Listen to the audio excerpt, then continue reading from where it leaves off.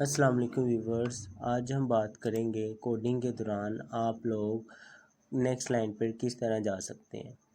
ठीक है, तो सबसे पहले मैं कोड जब लिखता हूँ तो मैंने आपको ये सारी हेडर्स फाइल्स क्लियर करवाई हुई हैं। ये hash include IO stream using name space STD. ठीक है, तो यहाँ पे मैंने कमेंट्स के साथ यहाँ पे थोड़ा सा वाज़ह किया है स्क्रीन में कि जैसे कि यहाँ पे देखें कि to insert a new line के जब आप कोडिंग के दौरान न्यू लाइन पे जाते हैं तो कौन सी कमांड यूज़ कर सकते हैं। जैसे कि /n आप इसका यूज़ कर सकते हैं। ठीक है, उसके बाद जैसे कि लिखा हुआ है कि हेलो वर्ड्स सी आउट, फिर सेशन ऑपरेटर मैंने डबल कोटेशन में लिखा हुआ है आई एम लर्निंग C++। ठीक है, और उसके बाद मैंने फिर /n डाल दिया है। तो यहाँ पे ये चीज़ वाज़ह कर रही है कि आप कोडिंग के दौरान जब आप इसको रन करेंगे, कंपाइल करेंगे तो किस तरह शो होगा। ठीक है, तो ये चीज़ मैंने यहाँ पे भी देखें, मैंने रन की है तो यहाँ पे मैंने आपको बता दिया है कि जैसे कि hello words I am a learning C++। ठीक है, तो मैंने ये चीज़ आपको क्लियर कर दी। तो सेकंड आ जाते हैं कि हम जैसे कि टू करैक्टर जो से हैं इसके हम डाल लें /n/n। ठीक है, तो यहाँ पे क्या होगा कि इसमें आप वन लाइन की स्पेस आफ्टर लाइन के लिए हम ये डालते हैं ना, लाइन एंडल, जैसे कि लाइन का एंड के लिए। ठीक है, तो ये इसकी कमांड है, एंडल भी इसको कह सकते हैं आप। तो इसी तरह से बताया हुआ कि आप अगर 2 टाइम डालेंगे तो 2 लाइन्स का स्पेस इसमें कन्वर्ट हो जाएगी। जैसे कि यहाँ पे देखें मैंने आपको लिखा हुआ है हेलो वर्ड्स, इसके बाद मैंने डबल स्लैश डाली हुई है। देखें यहाँ पे आपको नज़र आ जाएगी ये चीज़ /n/n हो गया। तो यहाँ पे देखिए ये चीज़ वाज़ह होगी /n/n। तो इसी के बाद आगे नेक्स्ट हमने करेंगे कि एंडल। इसका सेकंड मेथड ये है कि आप न्यू लाइन के लिए कौन सी वे इस्तेमाल कर सकते हैं। ठीक है, मैनिपुलेटर से जो सा एंडल मैनिपुलेटर जो सा इसके लिए इस्तेमाल होता है। ठीक है, आपने यही लिखना है कि इसको आपने जो सा सी आउट करवाना है, रन आउट करवाना है स्क्रीन के ऊपर हेलो वर्ड्स इस डबल कोटेशन में। इसके बाद आपने सेशन ऑपरेटर डाल के एंडल लिख देना है। तो एंडल लिखने के बाद फिर उसके बाद cout I am learning C++ln। ये चीज़ मैंने वाज़ह कर दी। ठीक है, तो ये चीज़ तो आपको क्लियर होगी। सेकंड आपको मैंने एक और चीज़ बतानी थी, तो ये तो आपको क्लियर हो गया ना कि न्यू लाइन के लिए आप कौन सा मेथड इस्तेमाल कर सकते हैं। इसके बाद मैं थोड़ा सा ऐड करूँगा इसमें कि मैंने यहाँ पे बताई हुई है कि डबल स्लैश डाल के मैंने कमेंट्स लिखे हुए हैं। आप कोडिंग में कमेंट्स किस तरह टाइप कर सकते हैं। लिखा है any text between in double slash and the end of the line is the ignorance by the compiler. जब कंपाइलर इसको एग्जीक्यूट करेगा तो ये सारी चीज़ों को वो इग्नोर करता है। कि अभी देखें मैंने इसको कंपाइल करता हूँ तो देखें एवरीथिंग इज़ क्लियर। कुछ है कंपाइलर में वो चीज़ें जो सी मैंने इतने ज़्यादा कमेंट्स लिखे हुए हैं वो कुछ भी शो नहीं हो रहे। कंपाइलर इनको रन नहीं कर रहा, कंपाइलर उसको नहीं देख रहा।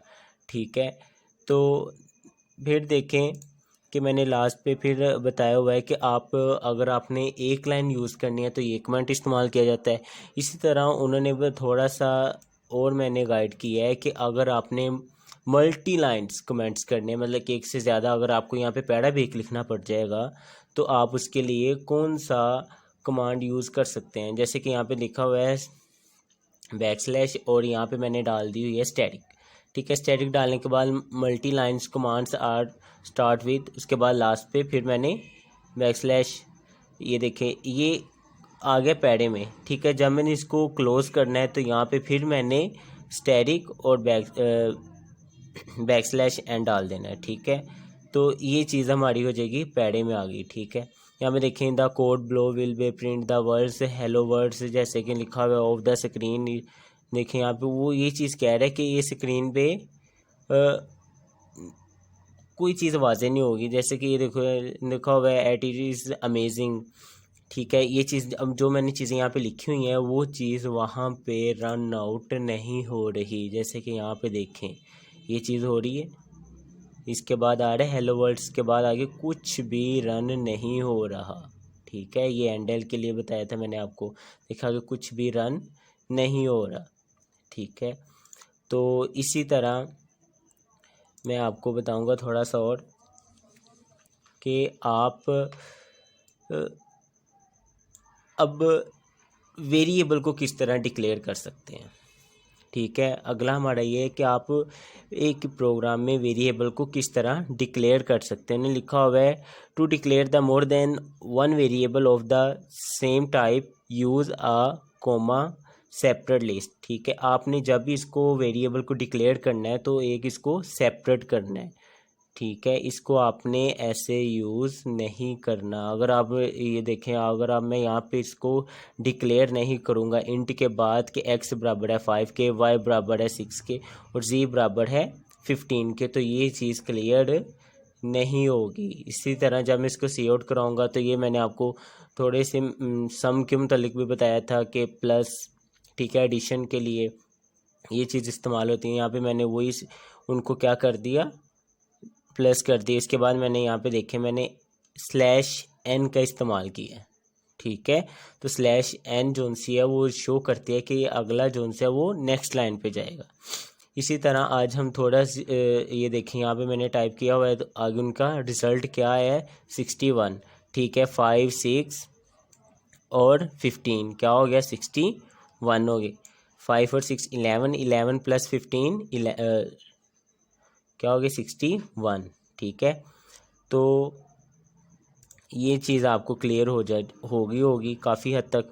इसी तरह मैं आइडेंटिफाइड जो से वेरिएबल, ये चीज़ मैंने आपको बताई ना कि इन्हें आइडेंटिफाइड करना मतलब कि वेरिएबल को किस तरह आप इनिशियलाइज कर सकते हैं। जैसे कि all variable must be identified with the unique name. जब भी आपने वेरिएबल रखने तो इनके यूनिक नेम इनको आपने कोई सम, ठीक है, सम जैसे कि यूनिक हो गया। अब ये नहीं करना कि आपने सम लिख दोगे इधर तो क्या होगा वेरिएबल सम कर देगा।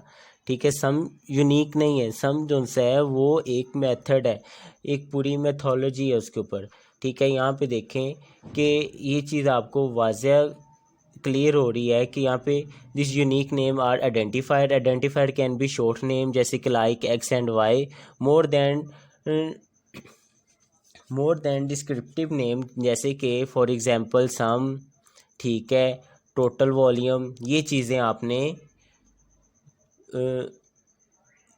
ऐसे नहीं लिखनी। ठीक है, ये वेरिएबल में डिक्लेयर नहीं हो, जैसे कि स्पेशल होना चाहिए। जैसे कि कोई एक नाम होगा, कोई भी एनी वर्ड्स जिसके मुतल्लिक कोडिंग में कोई उससे मुतबादल कोई चीज़ नेमुल बदल कोई इसमें कोई इस्तेमाल ना होता हो। ठीक है, अब सम के लिए तो जमा इस्तेमाल होता है, सम का पता ही हमें जमा होता है। फिर आगे लिखा हुआ है note it is the recommended to the user descriptive name in order to create understandable. ठीक है, तो एंड मैनिपुलेटर्स कोड, जैसे कि आप कोई भी देखें ना यहाँ पे मैनिपुलेटर्स, जैसे कि यहाँ पे कुछ भी आप लिख सकते हैं गुड। ठीक है, अब देखो इंट द मिनट पर हॉर। अब देखिए इंट मिनट्स पर हॉर मतलब कि मैंने यहाँ पे कमेंट डाला प्रोग्रामिंग में इंट मिनट्स पर हॉर के 1 मिनट में कितने हॉर्स होते हैं। ठीक है, तो देखें मिनट्स पर हॉर मतलब कि 1 घंटे में कितने मिनट हैं, तो 60 हो गए। इसी तरह फिर आगे आ गया good but not so easy to understand what M actually is. देखें एम जोन से है वो बराबर है, ये देखें ये चीज़ होगी, वो मैनिपुलेटर जोन से इसको अंडरस्टैंड नहीं कर रहा। ठीक है, ये पूरा एक अलहदा से ही अपनी डिस्क्रिप्टिव जाहिर कर रहा है यहाँ पे कमांड। ठीक है, तो इसके लिए हमने यहाँ पे वेरिएबल डिक्लेयर करवाया है एम। इसी तरह आगे से लिखा हुआ है the general rule of the naming the variable. इसका रूल है कुछ, name can be contain the letter digits and the underscore. आपने इसमें जोन सा भी है लेटर्स डिजिट्स और अंडरस्कोर इस्तेमाल कर सकते हैं।